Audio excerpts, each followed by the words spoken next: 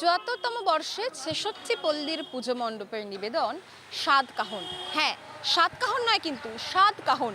আর এই সাতকাহনকে কিভাবে সমগ্র মণ্ডপে তুলে ধরছেন শিল্পী, কি বার্তা দিতে চাইছেন দর্শকদের এই সাতকাহনের মাধ্যমে, চলুন মণ্ডপ ঘুরেই দেখে নেওয়া যাক।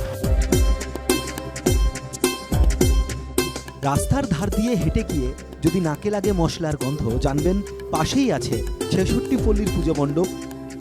হাতে বাকি আর মাত্র কয়েকদিন, পুজো আসন্ন।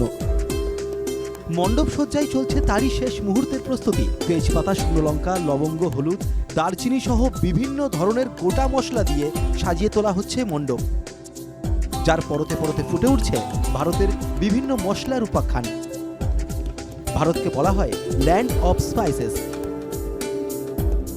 কিন্তু কিভাবে হলো এই মশলার বিবর্তন, তারই ইতিহাস বলবে এবার দক্ষিণ কলকাতার রাসবিহারীর ৬৬ পল্লী পুজো মণ্ডপ।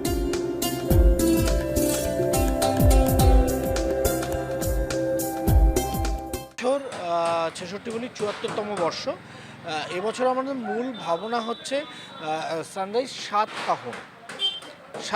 সাতকাহন আমরা কেন দিচ্ছি? কারণ ইন্ডিয়াকে বলা হয় ল্যান্ড অফ স্পাইসেস। আমরা সেই ল্যান্ড অফ স্পাইসেসেরই গল্পটা বলছি স্পাইস আর্টের থ্রু দিয়ে। মানে পুরো প্যান্ডেলটাই হচ্ছে মশলা দিয়ে, এবং সেটা অরিজিনাল মশলা দিয়ে। মানে সেই মশলার গল্পই আমরা মশলার ভেতর দিয়ে ফুটিয়ে তুলছি। বার্তা মেসেজ মানে আমরা সবসময় চেষ্টা করি যে কোনো একটা শিল্পকে তুলে ধরা, এবং তার ভেতর যেন উমেন এম্পাওয়ারমেন্টের একটা মেসেজ থাকে। তো এবছরের আমাদের যেটা হচ্ছে যে এক তো স্পাইস আর্ট এর আগে কোনোদিন কলকাতা দুর্গাপুজোয় হয়নি, তো সেই জায়গায় দাঁড়িয়ে কলকাতা দুর্গাপুজোয় প্রথম স্পাইস আর্ট দেখবে। এবং শুধু মণ্ডপ নয়, মায়ের বেশভূষাতেও আমরা স্পাইস আর্ট দেখাতে পারবো। স্পাইস আর্ট তো একটা নির্দিষ্ট ভূমিকা রাখে, এবং পাশাপাশি মহিলাদের সঙ্গে মশলার সম্পর্ক, এবং ৬৬ পল্লী প্রতি বছরই মহিলাদের রিপ্রেজেন্ট করে থাকছে লাস্ট কয়েক বছর। এবং আপনার এখানে যেটা মূলত দেখানো হচ্ছে যে মশলাকে তিনটে প্রকারভেদ, যে একটা মশলার ব্যবহারিক দিকটা কেমন ছিল, হামনদিস্তে, শিলপাটা, এইভাবে মানুষ যে মশলা তৈরি করতো, এবং আস্তে আস্তে সেখান থেকে এখন মিক্সি বা ইত্যাদি এগুলো তৈরি হয়েছে, যে তার ব্যবহারিক পদ্ধতিগত পরিবর্তন হয়েছে, কিন্তু সাংস্কৃতিক জায়গাটা অক্ষুণ্ণ রয়েছে, এবং তার সঙ্গে ভারতবর্ষকে মশলার পীঠস্থান বলা হয়। তো এইরকম একটা প্রেক্ষাপটে দাঁড়িয়ে গোটা বিষয়টাকে চিন্তাভাবনা করা হলো যে মশলা নিয়ে কাজ করা হবে। নিত্যদিন হেসেলে ঠিক যা যা মশলা ব্যবহার হয় সেই সমস্ত মশলাই দেখা যাবে ৬৬ পল্লীর পুজো মণ্ডপে এলে। আমার বাঁ দিকে দেখা যাচ্ছে তেজপাতা, শাড়ি দিয়ে তেজপাতা রাখা, এবং তেজপাতার পাশে রয়েছে শুকনো লঙ্কা।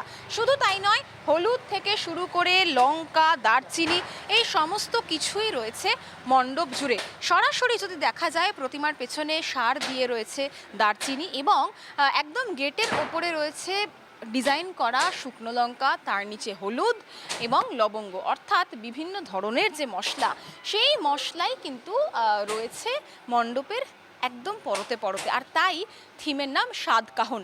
মণ্ডপের সঙ্গে সামঞ্জস্য রেখে তৈরি হচ্ছে প্রতিমা।